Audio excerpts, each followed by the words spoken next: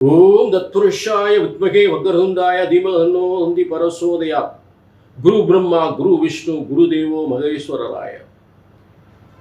Next gen நேர்கள் அனைவருக்கும் கோடான கோடி நமஸ்காரங்கள் தெரிவித்துக் கொள்கிறேன்.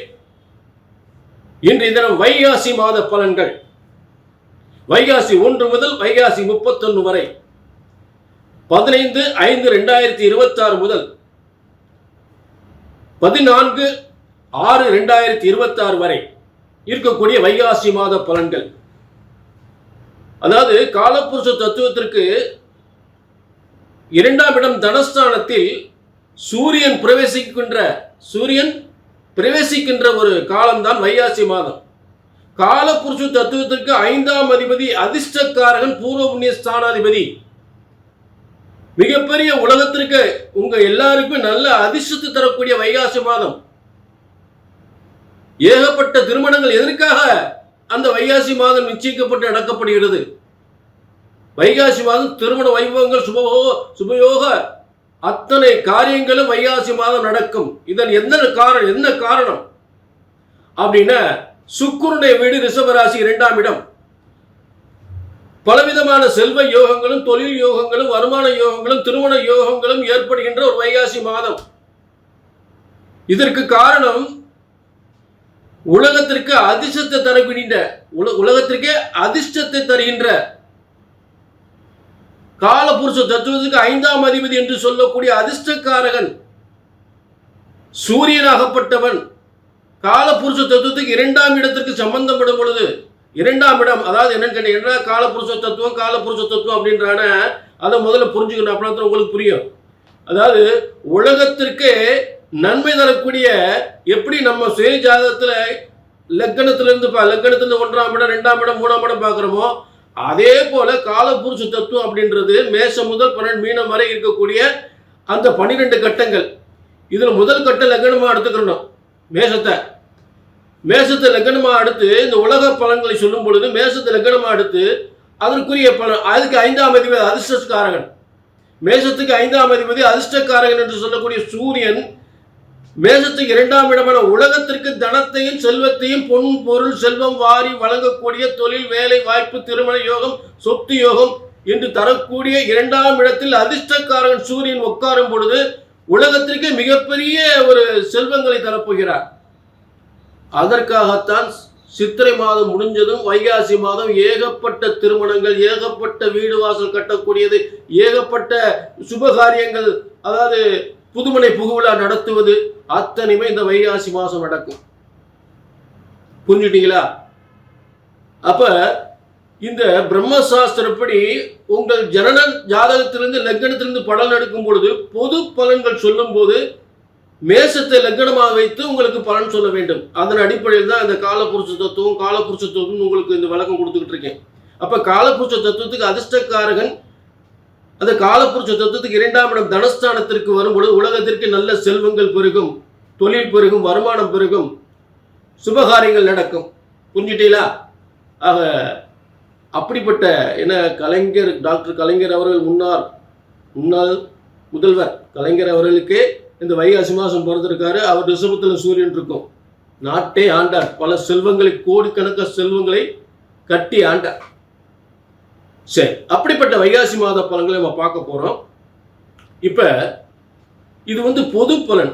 உங்க தனிப்பட்ட ஜாதகத்தை பார்க்கணும்னா எல்லாமே இப்ப பொதுவான இந்த வைகாசி மாத பலன்களும் உங்க ஜனன ஜாதகத்தில் இருக்கக்கூடிய திசாபுத்திகளும் 2 ஒண்ணுக்கு நட்பாக இருந்தா தான் உங்களுக்கு நல்ல பலன் கிடைக்கும். நான் சொல்ற நல்லா புரிஞ்சுக்குங்க. உங்க ஜாதகத்தில் நடக்கக்கூடிய திசாபுத்தியும் இங்கே நான் சொல்லுகின்ற பலன்களும் அதற்குரிய கிரகங்கள் உங்களுக்கு நட்பாக இருந்தால்தான் உங்களுக்கு நல்ல பலன் தெளிவாக கிடைக்கும். அதுதான் உண்மை. புரிஞ்சுட்டீங்களா? ஆக ஜனன ஜாதகத்தையும் பார்த்து கொள்ள வேண்டும். கீழே நம்பர் இருக்கு, நோட் பண்ணிக்க, ஒரு அப்பாயின்மெண்ட் வாங்கிக்கங்க. சரிங்களா? இப்ப எல்லா ராசிக்குமே வைகாசி மாதம் செல்வங்களை கொட்டி தருகின்ற வைகாசி மாத பலன்களை பார்ப்போம். வைகாசி மாத பலன்கள். விருச்சிக ராசினியர்கள் உங்களுக்கான அற்புதமான யோகத்தை ஏற்படுத்துகின்ற ஒரு வைகாசி மாத பலன்கள். அதாவது வைகாசி மாதம் அப்படின்னா சூரியனாகப்பட்டவன் ரிஷப ராசியில் பயணிக்கின்ற பிரவேசிக்கின்ற ஒரு காலம்தான் வைகாசி மாதம். காலபுருஷ தத்துவத்துக்கு 5ஆம் அதிபதி அதிர்ஷ்டக்காரன் ரிஷபராசியில் இருக்கக்கூடிய காலம். அது உங்களுக்கு சப்தமஸ்த, அதாவது உங்க விருச்சிக ராசிக்கு பாக்கியாதிபதியாகி, தொழில் ஸ்தானாதிபதியாகி, ஜீவனாதிபதியாகி, விருச்சிக ராசிக்கு ஜீவனஸ்தானாதிபதி 10ஆம் அதிபதியாகி 7ஆம் இடத்தில், ஒரு 10ஆம் அதிபதி 7ஆம் இடத்தில் வலிமை பெற்றால் அது காலபுருஷ தத்துவத்துக்கு 5ஆம் அதிபதியாகி அந்த 2ஆம் இடத்தில் இருந்தால், காலபுருஷ தத்துவத்துக்கு 2ஆம் இடத்தில் வலிமை பெற்றால் அது விருச்சிக ராசிக்கு 7ஆம் இடமா இருக்கும்போது உங்களுடைய ஏற்றுமதி இறக்குமதி தொழில், கூட்டு தொழில், பார்ட்னர்ஷிப் தொழில், இல்ல கணவன் மனைவி சேர்ந்து பார்க்கக்கூடிய அற்புதமா இருக்கும். ஆச்சரியமான பலன்கள், நல்ல வியாபாரம், நல்ல வருமானம், நல்ல முன்னேற்றம், ஷேர் மார்க்கெட், ஏற்றுமதி தொழில், இறக்குமதி தொழில், ஆடை ஆபரண தொழில், அனைத்தும் அற்புதமா இருக்கும். புரிஞ்சுட்டீங்களா? ஆக விருச்சிக ராசிக்காரங்களுக்கு எல்லா துறைகளிலுமே சிறந்து விளங்கக்கூடிய, கலைத்துறையாக இருந்தாலும் சரி, ஒரு மருத்துவத்துறையாக இருந்தாலும் சரி, எல்லா துறைகளிலுமே ஆச்சரியப்படக்கூடிய யோகங்கள், முன்னேற்றங்கள், பேர், புகழ், அந்தஸ்து, கௌரவம், பதவி யோகம், பொன் பொருள், செல்வ யோகம் அனைத்தும் ஏற்படும். ஒரு 7ஆம் இடத்துல கிரகம் வலிமை அடைந்தால், அது உங்களுக்கு 10ஆம் அதிபதி 7ஆம் இடத்துல வலிமை அடைந்தால் அந்நிய மணி, வெளிநாட்டில் தொழில்கள் அற்புதமாக ஏற்படும். புரிஞ்சுட்டீங்களா? ஆக கணவன் மனைவி சேர்ந்து செய்யக்கூடிய தொழில் சூப்பரா இருக்கும், பிரமாதமா இருக்கும். மேலும் உங்களுக்கு விருச்சிகத்துக்கு லாபாதிபதி அந்த இடத்துல உட்கார்ந்துடுறார். விருச்சிகத்துக்கு லாபாதிபதி, அட்டமாதிபதியும் லாபாதிபதியும் சேர்ந்து சூரியனோட சேர்ந்துடுறாங்க. அப்ப ஒரு லாபாதிபதி 10ஆம் அதிபதியோடு சேர்ந்து 7ஆம் இடத்துல இருந்தா கணவன் மனைவி இருவர்களுக்குமே மிகப்பெரிய தொழில் யோகம், வருமான யோகம், லாபங்கள் அதிகமா பெருகக்கூடிய யோகம். அரசனுக்கு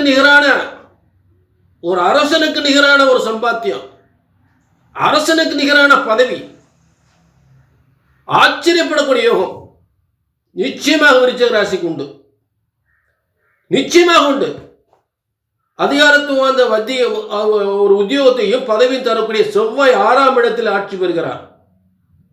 விருச்சிக ராசிக்கு அதிபதியே ஒரு விருச்சிக கணமா இருந்தாலும் சரி, விருச்சிக ராசியா இருந்தாலும் சரி, அவங்களுக்கெல்லாம் செவ்வாய் வலிமையா இருந்தா நாட்டையே ஆளுவாங்க, ஊரையே ஆளுவாங்க, உலகத்தை ஆளுவாங்க. அப்படிப்பட்ட விருச்சிக ராசிக்கு அதிபதி செவ்வாய் மேசத்தில் ஆட்சி வருகிறார். காலபுருஷ தத்துவத்துக்கு மேசம் லக்னமாகப்படுகின்றது. அது விருச்சிக ராசிக்கு 6ஆம் இடமாக அதிகாரத்துவமான உத்தியோகம், நிர்வாக திறமை, தலைமை பொறுப்பு, அரசியல் அரசாங்கத்தில் மிகப்பெரிய பதவி. புரிஞ்சுட்டீங்களா? ஆக நிறைய ஒரு நிர்வாக திறமையை, தன் தொழிலை விருத்தி செய்யக்கூடிய, முன்னேற்றம் அடையக்கூடிய, ஒரு பூமி யோகம் பெறக்கூடிய, ஒரு பதவி யோகம் பெறக்கூடிய சிறந்த ஒரு அமைப்பு தான் இந்த செவ்வாய் ஆட்சி பெற்று பேரும் புகழும் செல்வத்தோடு பணம், புகழ், அந்தஸ்து, கௌரவம் இதெல்லாம் சிறப்பு பெறுகின்ற நிலையில் இந்த கிரக அமைப்புகள் அமைந்திருக்கிறது.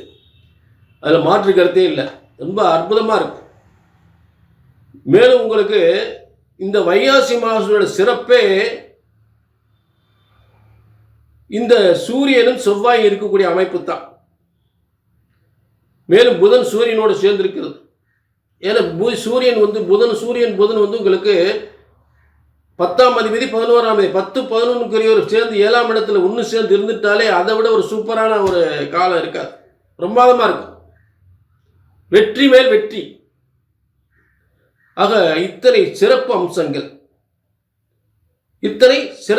மேலும் உங்களுக்கு குரு உங்க 2ஆம் இடத்தை பார்த்துக்கிட்டே இருக்கார். மேலும் வெளிநாட்டு உறவாலும் வெளிநாட்டு தொழில்களாலும் நல்ல முன்னேற்றம், பிரமாதம் முன்னேற்றம். வெளிநாட்டிலேருந்து வருமானம் வந்துகிட்டே இருக்கும். வெளிநாட்டிலேருந்து வெளிநாடு, வெளிமாநிலங்கள் இந்த மாதிரி தொழில் பார்க்கலாம், பிரமாதமாக இருக்கும், சூப்பராக இருக்கும். புரிஞ்சுட்டீங்களா? பொதுவாகவே இந்த வைகாசி மாதம் என்பது நல்ல வியாபாரம், நல்ல தொழில், நல்ல வருமானம், நல்ல திருமண வாழ்க்கை, சொத்து சுகங்கள் பிரமாதமாக இருக்கும் இந்த விருச்சிக ராசிக்கு. இது பொது பலன். இது பொதுவான பலன். விருச்சிக ராசினர்களே, உங்கள் தனிப்பட்ட ஜாதகத்தில் என்ன தசா புத்திகள் ஓடுது, இப்போ நான் சொல்லக்கூடிய வைகாசி மாதத்தினுடைய கிரக அமைப்புகளுக்கும் உங்கள் ஜாதகத்தில் சுய ஜாதகம் நடக்கக்கூடிய தசா புத்திகளுக்கும் அந்தக்குள்ள கிரகங்களுக்கு ரெண்டுக்கும் நட்பாக இருந்தால் தான் நான் சொல்லக்கூடிய பலன் அப்படியே நடக்கும். புரிஞ்சுட்டீங்களா? அதை கொஞ்சம் கவனிச்சுக்கணும். அதனால தான் என்னங்க அப்படி சொன்னீங்க இப்படி சொன்னீங்க நடக்கலை அப்படின்னா இந்த ரெண்டு அமைப்பு சரியாக பார்க்கணும். ஜனன ஜாதகத்தையும் பார்த்துக்கணும். ஆக அந்த சந்தேகத்தை நிவர்த்தி செய்து கொள்ள, தெளிவாகி கொள்ள கீழே நம்பருக்கு நோட் பண்ணிக்க, ஒரு அப்பாயின்மெண்ட் வாங்கிக்கலாம். அப்படின்னா தான் உங்களை நீங்கள் எடுக்கக்கூடிய ஒவ்வொரு காரியங்களும் எந்த அளவுக்கு வெற்றி பெறும் அப்படின்றத தெளிவாக தெரிஞ்சுக்கலாம். ஜோதிட சாஸ்திரம் ஒருபோதும் தப்புவதில்லை, தவறுவதில்லை. சரியாக கணித்தால் சரியாக நடக்கும். புரிஞ்சுட்டீங்களா?